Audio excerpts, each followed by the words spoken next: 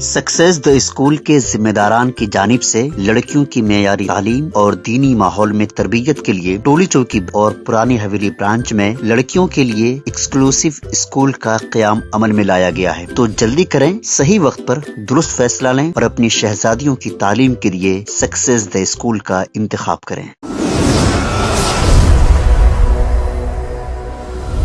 सच news के international खबरनामे में आप सबका इस्तकबाल है। आज की सबसे बड़ी खबर आ रही है रूस से आतंकी हमले पर पुतिन ने अपनी चुप्पी तोड़ दी है। कल राष्ट्रीय शोक का ऐलान करा है। बताया गया है कि कुल 143 की मौत हुई है। मॉस्को में एक कॉन्सर्ट हॉल में जुमे को हुए इस हमले में मरने वालों की तादाद बढ़ के 143 हो गई है। इस हमले की राष्ट्रपति पुतिन ने निंदा करके और कल राष्ट्रीय शोक का ऐलान किया है। रूस की राजधानी मॉस्को में कॉन्सर्ट हॉल में जुमे को हुए हमले में मरने वालों की तादाद बढ़कर ज्यादा हो गई है, जबकि 100 से ज्यादा लोग घायल हैं। रूस की जांच समिति ने सैटरडे को ये जानकारी दी है। समिति ने कहा है कि इमरजेंसी सेवाएं आतंकवादी हमले मॉस्को ओब्लास्ट में क्रॉक सिटी हॉल से मलबे को हटाने का काम जारी था, क्योंकि वहां से और डेड बॉडीज पाई गई हैं। रूसी राष्ट्रपति व्लादिमीर पुतिन ने सैटरडे को मॉस्को कॉन्सर्ट हॉल हमले को बर्बर आतंकवादी बताया है। उन्होंने कहा है कि 24 मार्च को देश में एक दिन के शोक की अनाउंसमेंट भी की है। रूसी राष्ट्रपति ने टेलीविजन पर राष्ट्र को अपना मौन रखते हुए कहा है कि मैं आज आपसे उस खूनी बर्बर आतंकवादी हमले के संबंध में बात कर रहा हूं, जिसको शिकार दर्जनों लोग हुए हैं,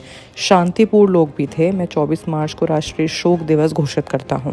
हमले के बाद करने वाले समिति ने कहा है कि आतंकवादियों ने कॉन्सर्ट हॉल में छोड़े गए गोले बारूद के साथ साथ हथियारों का इस्तेमाल भी किया था। समिति ने कहा है कि बैलिस्टिक जेनेटिक और फिंगरप्रिंट जांच की जा रही है। समिति ने ये भी कहा है कि ये आतंकवादी हमला है और आग लगाने से आग फैलती भी है, और जिस तरह से आतंकवादी हमला हुआ है उन लोगों को जल्दी पकड़ लिया जाएगा।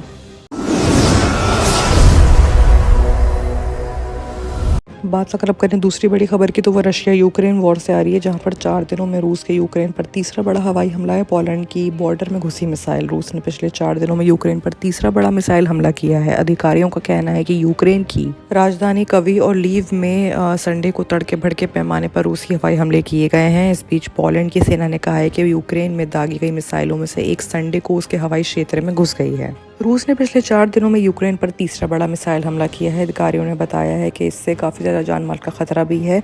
प्रशासन के प्रमुख सेरी पॉप्को का कहना है कि Tu-95MS रणनीतिक बम ब्लास्ट से दागी गई क्रूज मिसाइलों का इस्तेमाल किया गया है। उन्होंने कहा है कि हमले रूस के सेराटिव क्षेत्र के एंगल ज़िले में शुरू किए गए हैं। उन्होंने कहा है कि आंकड़ों के मुताबिक राजधानी में जान माल का कोई नुकसान नहीं है, लेकिन जैसे जैसे तलाश जारी है आगे कुछ हादसे भी सामने आ सकते हैं।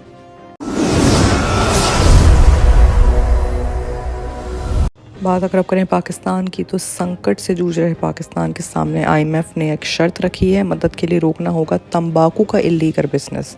IMF ने हाल ही में राजस्व बोर्ड FBR को दावा दिया है और कहा है कि पाकिस्तान की मदद के लिए वो आगे आ सकती है। इतना ही नहीं, लेकिन उन्होंने आगे शर्त रख दी है कि दी एक्सप्रेस ट्रिब्यून के मुताबिक तंबाकू के इलीगल 2 कंपनियों में आता है। इसकी वजह से यहाँ FBR में सिगरेट निर्माताओं के कार दायरे में लाने पर पूरी तरह से फेलियर हुआ। ऐसे में इन्होंने तंबाकू को बंद करने के लिए एक शर्त रख दी है। ऐसे में पाकिस्तान के पास शर्तों को पूरा करने के अलावा कोई और रास्ता नज़र नहीं आ रहा है। लोगों का कहना है कि इस्लामाबाद को तंबाकू के इलीगल व्यापार में टैक्स टू GDP अनुपात को बढ़ाना होगा। तंबाकू के बिजनेस से मौजूदा 250 अरब पाकिस्तानी रुपए से बढ़कर 600 अरब रुपए करने की क्षमता के साथ इलीगल तंबाकू व्यापार को नकेल कसना पर एक कदम उठाने के रूप में देखा जा सकता है।